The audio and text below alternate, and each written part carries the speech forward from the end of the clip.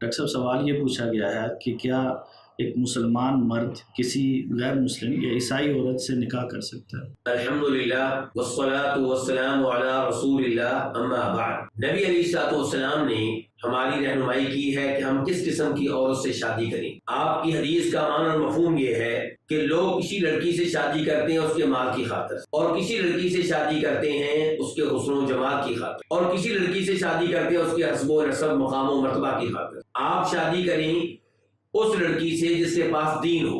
اس حدیث سے پتہ چلا کہ مسلمان لڑکیوں میں سے بھی اس لڑکی سے شادی کرنے کی کوشش کی جائے جس کے پاس دین ہو۔ عیسائی لڑکی، کیا اس کے پاس دین ہے؟ اس کے پاس دین نہیں ہے۔ اس سب کے باوجود شریعت نے بہرحال عیسائی لڑکی سے، یہودی لڑکی سے شادی کرنے کی اجازت دی ہے، لیکن اجازت عام نہیں ہے۔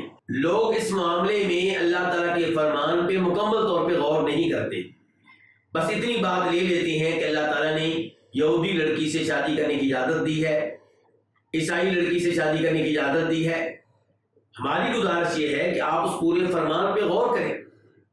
اللہ تعالیٰ فرماتے ہیں سورہ مائدہ میں والمحصنات من المؤمنات والمحصنات من الذين اوتوا الكتاب من قبلكم اذا آتيتموهن اجورهن محصنين غير مسافحين ولا متخذي اخدان ومن يكفر بالایمان فقد حبط عمله وهو في الآخرة من الخاسرين، کہ وہ لڑکیاں جو مومن ہیں اور پاک دامن ہیں وہ تمہارے لیے حلال ہیں۔ دوسرے نمبر پہ وہ لڑکیاں تمہارے لیے حلال ہیں جو عیسائی یا یہودی ہیں لیکن پاک دامن ہیں۔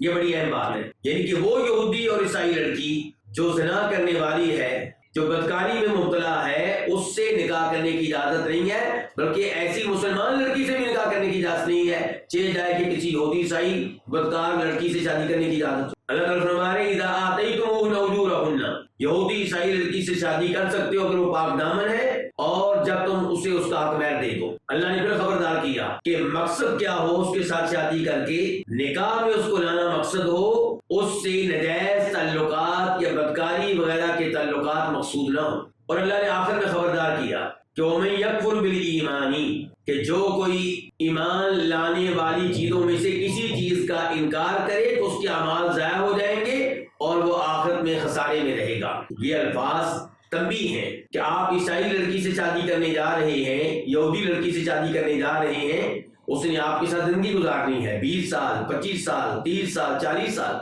آپ پہ اثر انداز ہوگی۔ کہیں ایسا نہ ہو کہ آپ اس کی وجہ سے اسلام اور ایمان کی کسی چیز کو ترک کر بیٹھے اور آخرت میں پچھتاتے رہ جائیں۔ تو خلاصہ کلام یہ ہے کہ یہودی عیسائی لڑکی سے شادی کرنے کی پہلی بات یہ کہ اجازت ہے، ترغیب نہیں ہے، اور اس سے شادی کرنا رسک ہے۔ کیوں؟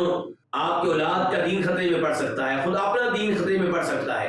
اور پھر آپ یہ دیکھیں کہ مسلمان لڑکی ہمارے گھر میں ہو اور صحیح معنوں میں دین پہ نہ ہو تو زندگی گزارنا مشکل ہو جاتا ہے۔ عیسائی لڑکی کے ساتھ زندگی آپ کیسے گزاریں گے؟ کرسمس ڈے کے ایام میں آپ کا اس کے ساتھ سلوک کیا ہوگا؟ رمضان میں سحری کے وقت اس نے روزہ نہیں رکھنا، آپ نے رکھنا ہے، زندگی کیسے گزرے گی؟ افطاری کے وقت جو گھر میں ایک ایمانی ماحول ہوتا ہے وہ عیسائی لڑکی کی موجودگی میں کیسے ہوگا، یہودی لڑکی کی موجودگی میں کیسے ہوگا؟ تو اس لیے مسلمان لڑکیوں سے شادی کرنے کی کوشش کی جائے، مسلمانوں میں سے بھی وہ جو دین کے لحاظ سے صاف ستھری ہوں، توحید کے اوپر ہوں، شرک و بدعات سے دور ہوں، پردے کا اہتمام کرنے والی ہوں، شرم و حیا سے مزین اور راستہ ہوں۔ اس کے باوجود اگر کوئی عیسائی لڑکی سے شادی کرنا چاہتا ہے تو اس کو معلوم ہونا چاہیے کہ یہ اجازت ہے، ترغیب نہیں ہے۔ دوسرے نمبر پہ اجازت اس یہودی عیسائی لڑکی سے جو پاک دامن ہو۔ ہمارا یہ بھی سوال ہوگا اس زمانے میں کیا کوئی یہودی عیسائی لڑکی یورپ میں مل سکتی ہے جو پاک دامن ہو؟ یہ ایک سوال ہے۔ اور تیسرے نمبر پہ یہ، اور یہ بڑی اہم بات ہے، اشارہ پہلے بھی کر چکا ہوں، کہ آپ یہودی عیسائی لڑکی سے شادی تب کریں جب آپ کو یقین ہو کہ گھر میں کنٹرول میرا ہوگا، حکمرانی میری ہوگی، اولاد پہ کنٹرول میرا ہوگا، حکمرانی میری ہوگی۔ اور اگر آپ کو خطرہ یہ ہے کہ میری بیگم ممکن ہے میرے بچوں کو عیسائی بنا دے، یہودی بنا دے، اور جس ماحول میں میں رہتا ہوں وہاں پہ کورٹ عدالت اس کا ساتھ دے گی، میرا ساتھ نہیں دے گی، تو پھر ایسی لڑکی سے، یہودی لڑکی سے، عیسائی لڑکی سے شادی کرنے کا خطرہ مول نہیں لینا چاہیے۔ واللہ تعالی اعلم۔